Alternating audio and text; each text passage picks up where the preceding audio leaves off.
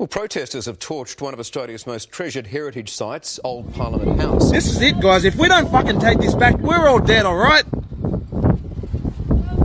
These people are all dead. What's the fucking agenda by 2030, all right?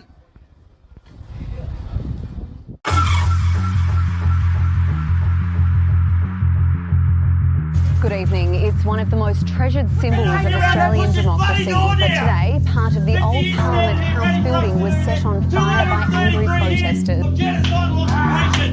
Have some bloody responsibility to get up here and put this goddamn door down! Come on! That's right. That's how many times have we got? New videos emerged rubbishing claims a smoking ceremony gone wrong was what sparked a fire at Old Parliament House. The Federal Police Task Force has now been set up to investigate what appears to be a I have the deliberate act of responsibility to arson. ensure the safety of this mob! Not you! Us! Because we've been here for 80,000 years!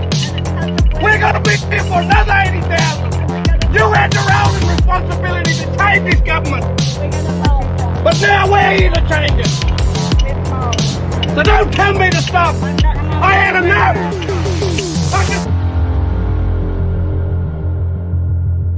We could bring in the protection that we An got, that we Australian seek. icon Our under Russian, siege. Old China. Parliament House on Just fire. get them guys to agree to protect us, and we'll look after them, you know? These bills and stuff that you're paying for, Indigenous rights. stop it. But some anti-vaccination groups are already taking credit. Stop going to work. You're paying mortgages, guess what? You won't be paying them much longer. Come on, man. You gotta stop worrying about this job and this work, man. Don't pay your bills. The height of the fire, black, acrid smoke came billowing through these corridors. Also be aligned with a group known for its anti-vaccination stance, as well as sovereign Okay, I need you to stand back. You've got to let me talk first. I'm the first talker, okay? I'm the chief. I outrank you and all you fellas. Investigations into the blaze are ongoing. And it appears Old Parliament House may remain closed in the foreseeable future. One thing for certain, authorities will have significant footage to help work out how it started and who is to blame. Pippa Sheehan for 10 News. Yeah, we're telling you to get off. This is sovereign land. This is a complete different jurisdiction to anything that's Australian. No, he's got to leave, mate. What are you? He's going to poison us? No, this is what's happening. It's poisoning us. Yeah, please go. Okay, that's all we want. Have a break. It's all good. If your bosses have a problem, tell them to come down and talk to us. Yeah, cheers, alright? Oh, you know, we're gonna do that. We planted shit, alright? Don't spray anymore. We're planting shit here. Yeah? You're going to help pull us out some of these things? Yeah, bro. Kill those other ones? Yeah, bro. That'd be awesome, mate. Yeah, that's what we're doing. Yeah, all good, mate. We don't want to... We're just doing it. No, it's all good. No, I know. We're not trying to cause any issues. No, I know. They're fucking with us. They want us gone. Up our ass here while we run an insurgency against an apparent government. They refuse to charge us. Sedition cannot be proven as a crime. There's no sovereignty in the system. There's no such thing as a high court. It's a kangaroo court, like every court on this continent. The whole system is kangaroo. It doesn't exist.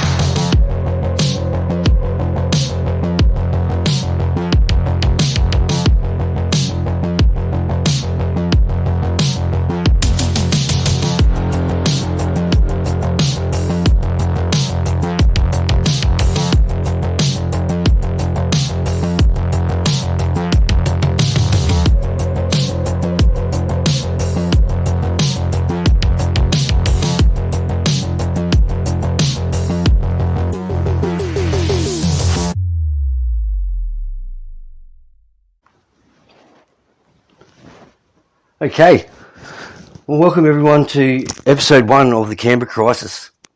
So yeah, there's going to be a series, several episodes on podcast. So anyone that saw the short video this morning that's just, I guess, a like a sneak preview or an introduction. This is episode 1, and as you just heard, we're going back before the convoy to Canberra even began. Not only just before, but I think it's important that we do, and we need to get into the nitty-gritty details of what took place in Canberra around about that time when the old Parliament House burnt down and all the bullshit that was going down at the Aboriginal tent embassy. I'm sure you would know a little bit about that anyway. All I have really for this episode is an article, a piece that's been written about the events that took place. I'm using this piece because it's pretty spot on, and it will do a better job of explaining everything and all the intricate details than what I ever will. So if I stumble on my words when I'm reading it, please forgive me, guys. By the way, this opinion piece that was written by a friend of mine called Brendan McKenna from the Transparency Report. Brendan's been a bit quiet lately, but thanks, Brendan, if you do ever hear this. Anyway, let's get into it.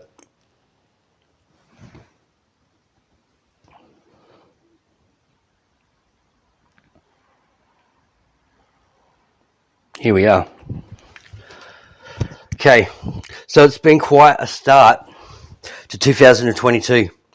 Witnessing the events in Canberra continue to unfold and watching the grounds of the Aboriginal tent embassy being overrun by a group of people that have been widely described as having a seditious and sovereign citizen type mindset. One that will come as a little surprise for many readers to learn, as its origins are entrenched within the freedom movement. What appears to be happening in Canberra is a convergence of various interconnected groups and individuals with the same overall philosophy that the government needs to be overthrown because it's a fictitious corporation that has no legal standing. That's their mindset, and that's what they believe in, much like those within the freedom movement.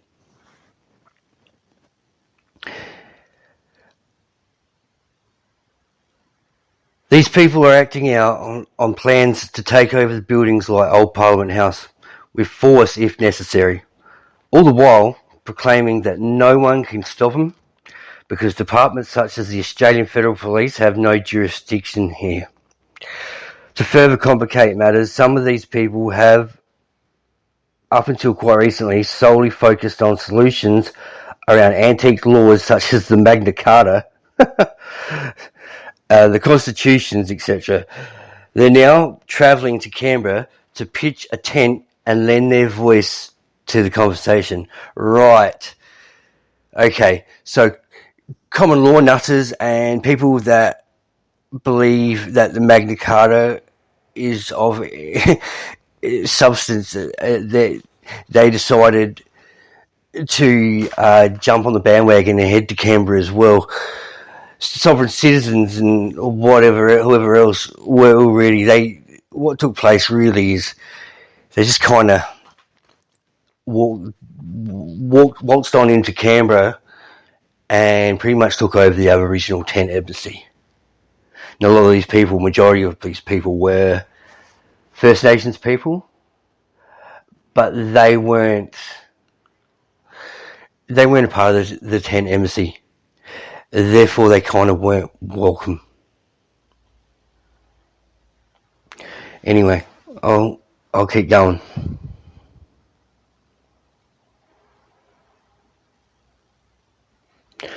Disappointing enough, blatant lies and misinformation have also been shared by people on the ground in Canberra around not only the cause of the fire, but also the actions of some of the individuals at camp.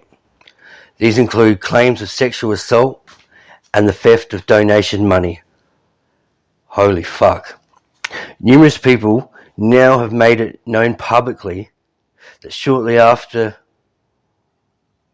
airing, they were made to feel unwelcome.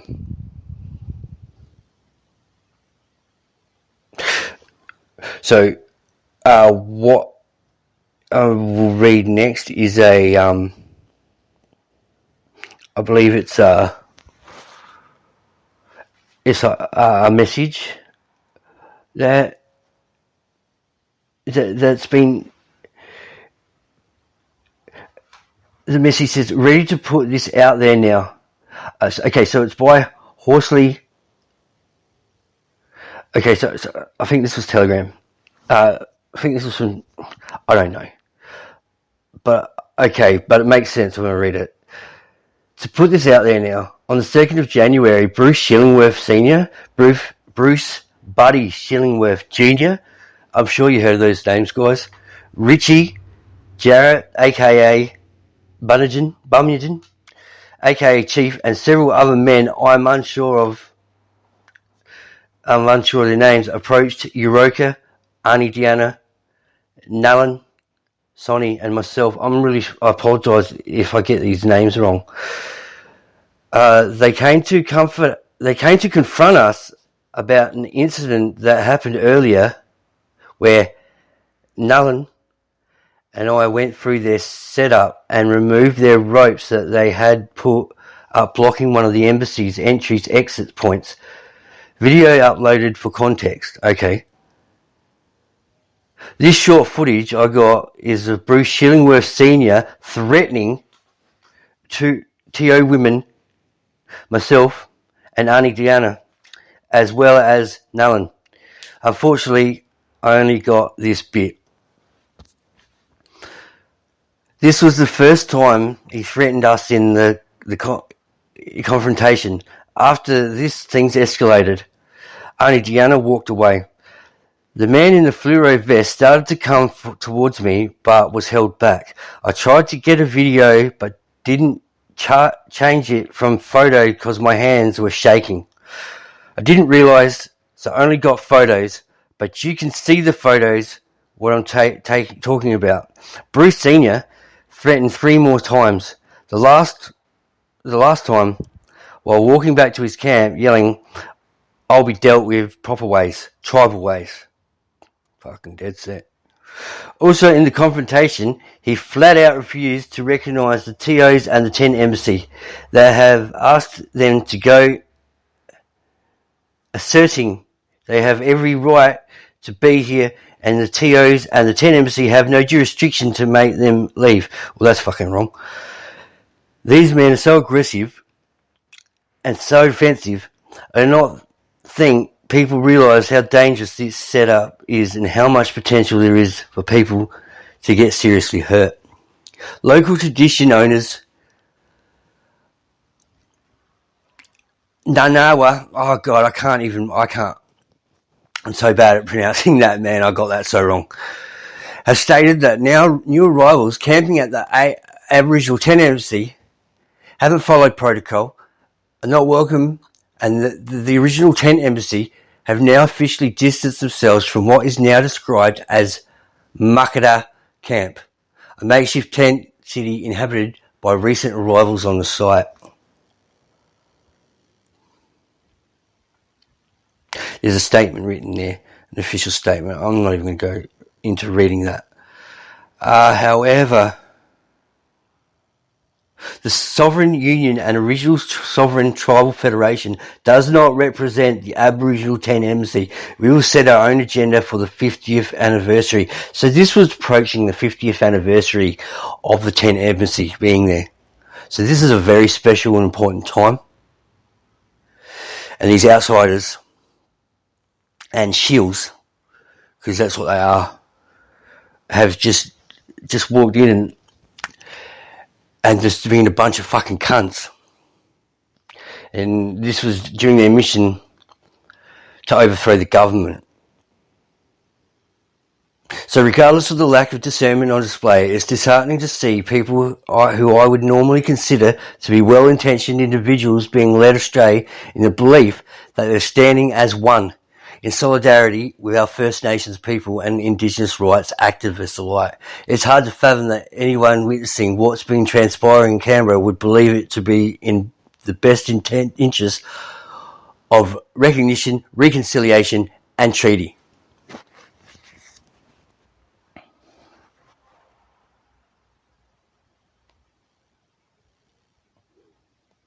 Adding fuel to the proverbial fire is an assortment of individuals like Nate, the higher light official from the People's Treaty, making the situation worse by continuously antagonising and abusing Australian federal police officers and public servants.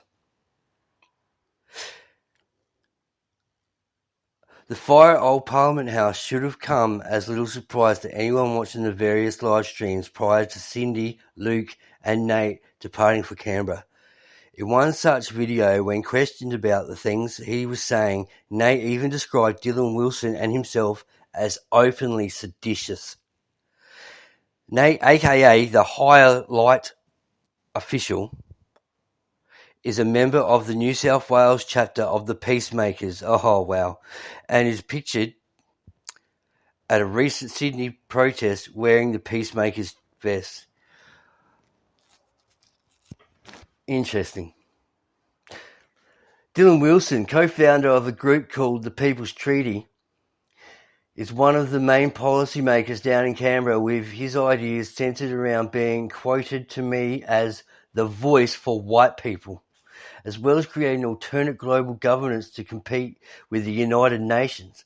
He often states that anyone partaking in this corrupt and illegal system is guilty of genocide.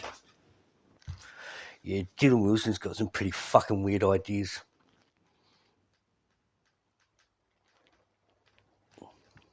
Dylan Wilson speaking out the front of Old Parliament House while rope is being led to the door in attempt to rip off the hinges.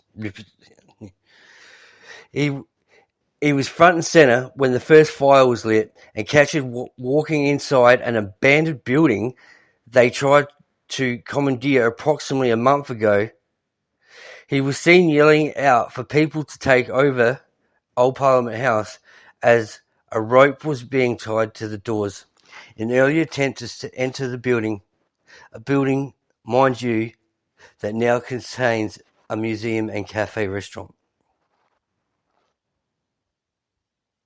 He has called what's taking place in Canberra an insurgency.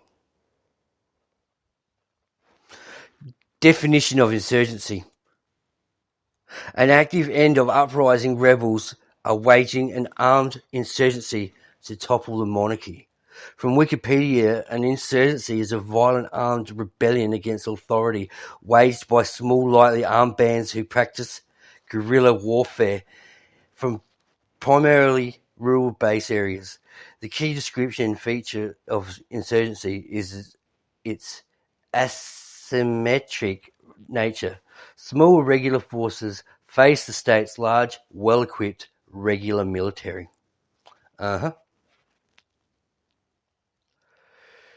Alongside members of the Southern Highlands chapter of the Proud Boys and the former key figures in the United Patriots Front being spotted at Old Parliament House, we also have the other co-founder of People's Treaty, Sean Bartley, who still is a member of the Islamophobic group Infidel Brotherhood.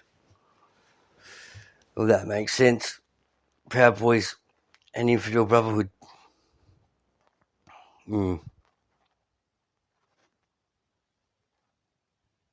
Cindy Roberts, who is considered to be one of the most protagonists in Canberra, is an Indigenous activist from Lismore-Ballina region, New South Wales, northern New South Wales, and was a speaker at a recent Millions March against mandatory vaccinations, the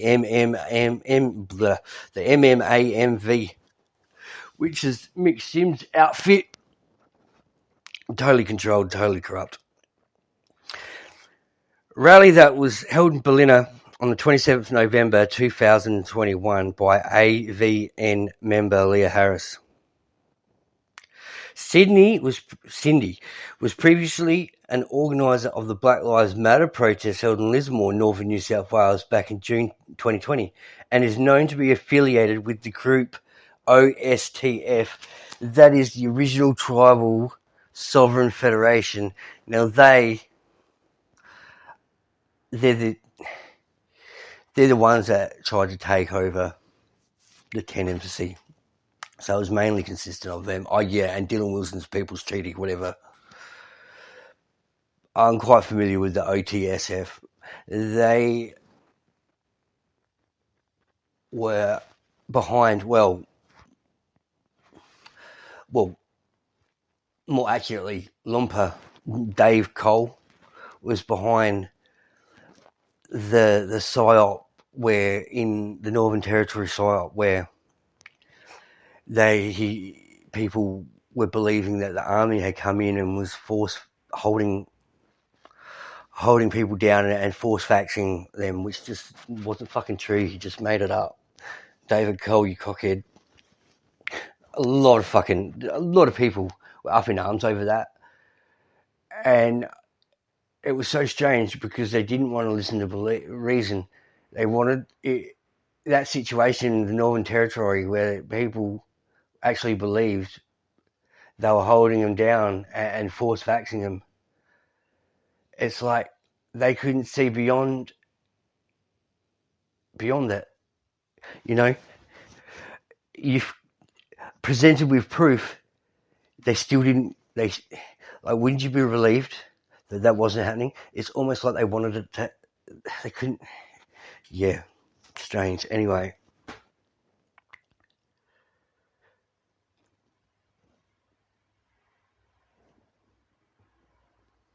Moving on, Cindy Roberts claimed responsibility for the fire on her life while sitting in the passenger seat of a car, leaving the scene immediately after the incident.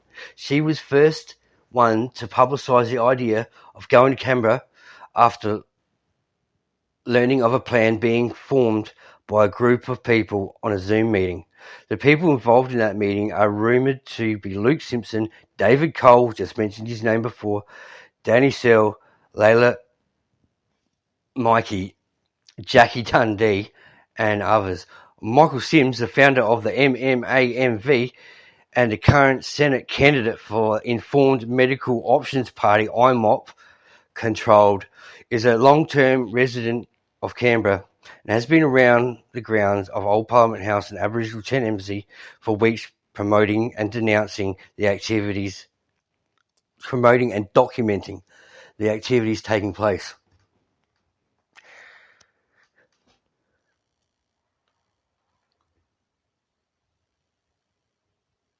Michael Sims works closely with Mary Jane Liddycoat and Tanya Morgana. They're both long-term admins of his AVN-affiliated grassroots, to say that very loosely, protest groups, and a working relationship between the three of them dates back to approximately May 2020, when they first started creating protests under the titles Millions March and Freedom Day.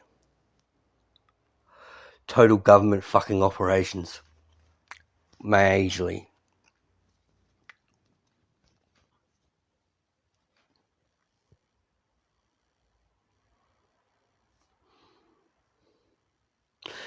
Interesting enough, both Mary Jane Liddycoat and Tanya Morgana have been pictured at the Marketer campsite. Mary Jane Liddycoat permanently resides in Canberra and is strongly suspected of working in an undercover role on behalf of the government agency DFAT. Absolutely, Mary Jane Liddycoat is a fucking spy.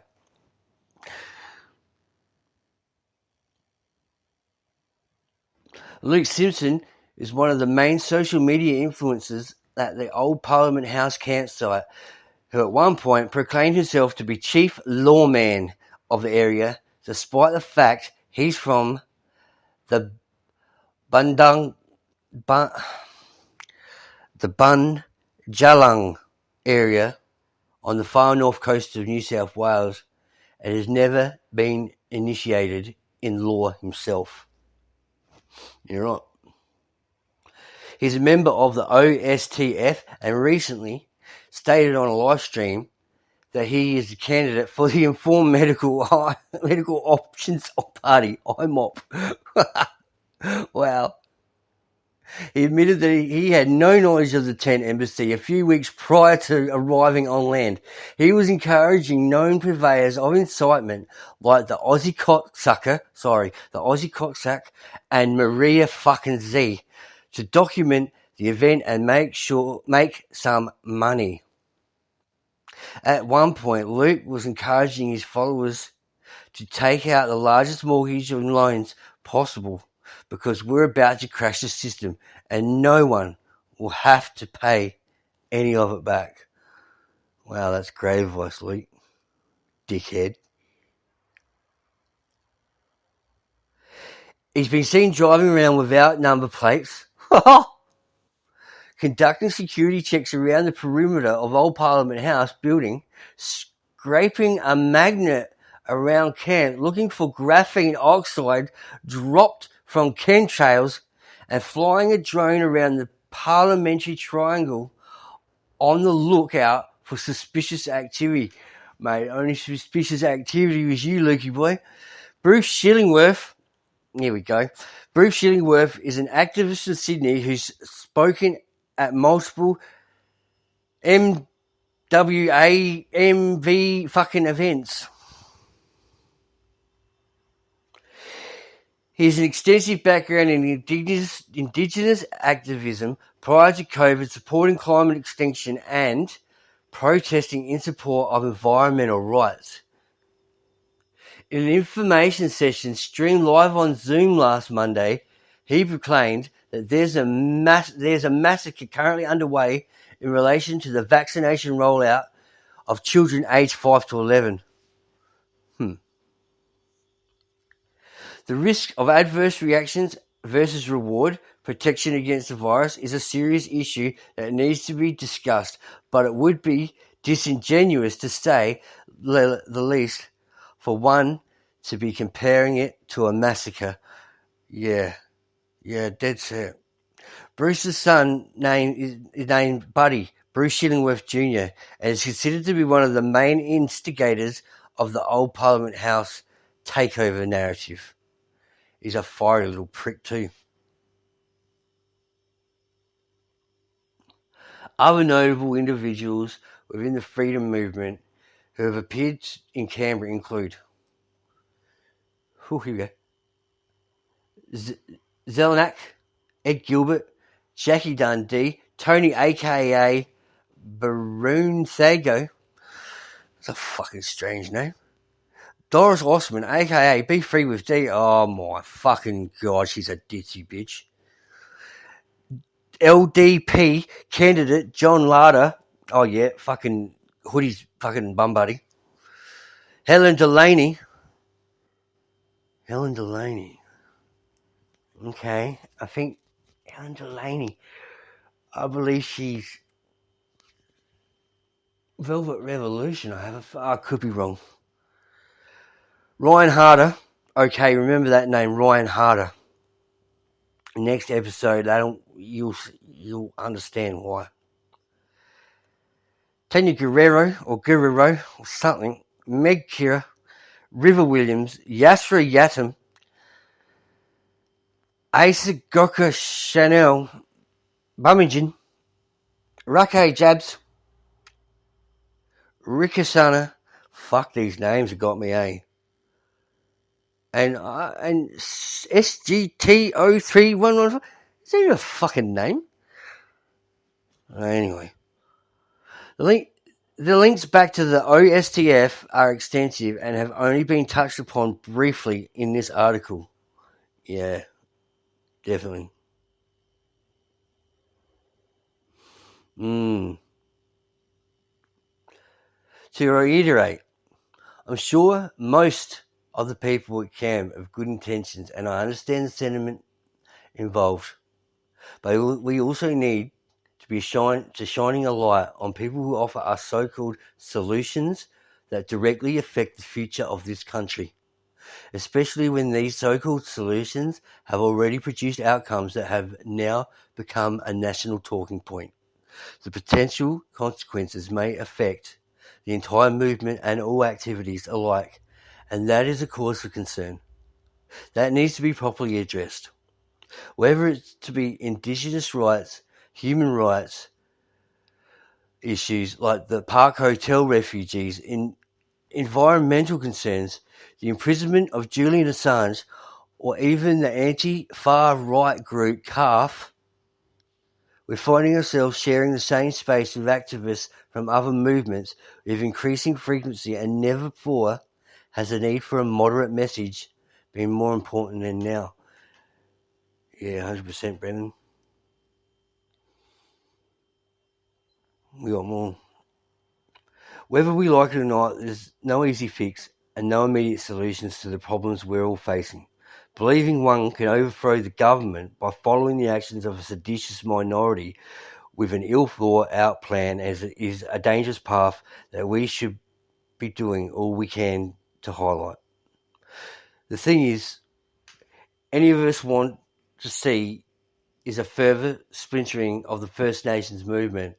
This will only further dilute the overall message and damage the decades of hard work achieved by First Nations activists.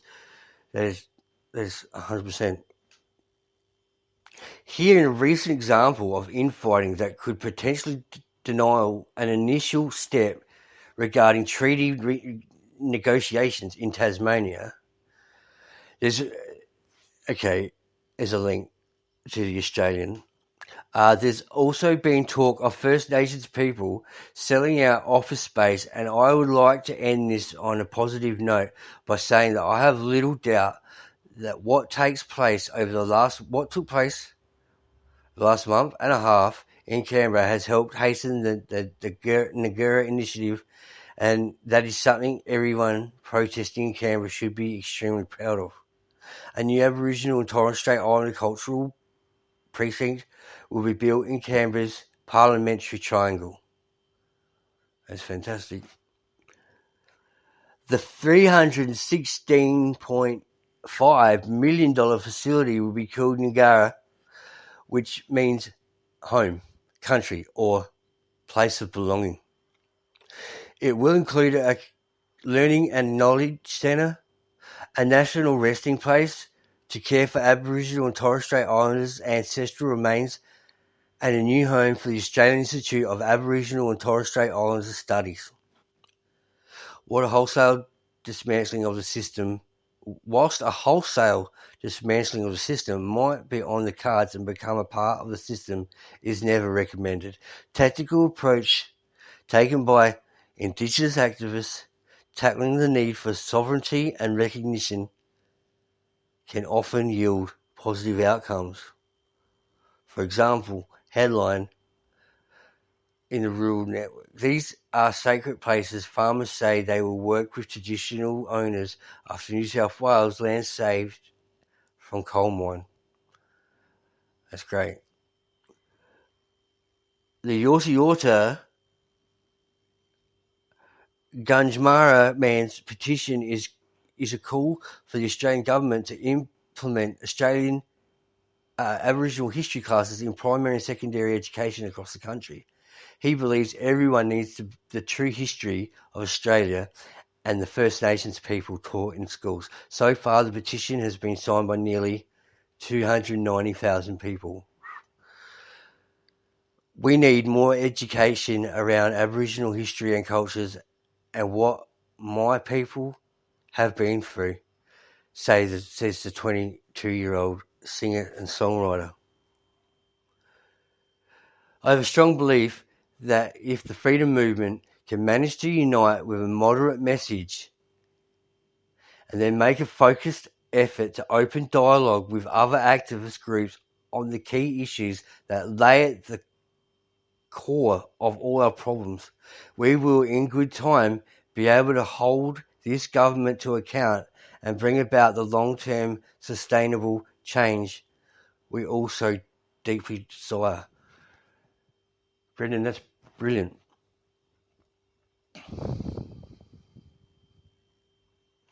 So head on over to the Transparency Report Telegram channel.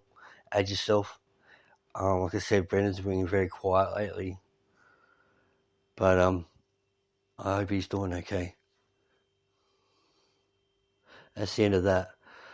Oh, so what do we got out of that? So, the Aboriginal tent embassy was invaded by outsiders, white and black. People like Dylan Wilson and his Merc crew from People's Treaty, and the Luke Simpson or the Luke Sampson dude and his crew, Lumpa's crew from fucking the OTSF. And they're all...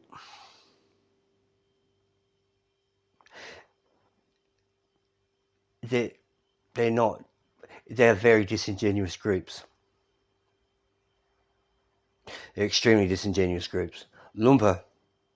Lumpa is only half blood, and he actually has Scottish or Island tribal blood in him, half Scottish. So, and his words, and I truly believe that Lumpa, Dave Cole, and his fucking mate Mark Mitri, they're Freemasons. And they're United Nations operatives. Anyway, let's not go into that. I think that's it. That's the first episode, guys. Please, I hope I haven't bored you, but please tune in to the next episode when we really crack into things. We start with the Canberra convoy and we dive right into it. There is so much that needs to be explained. There is a lot to unpack. A lot. Thanks a lot, guys.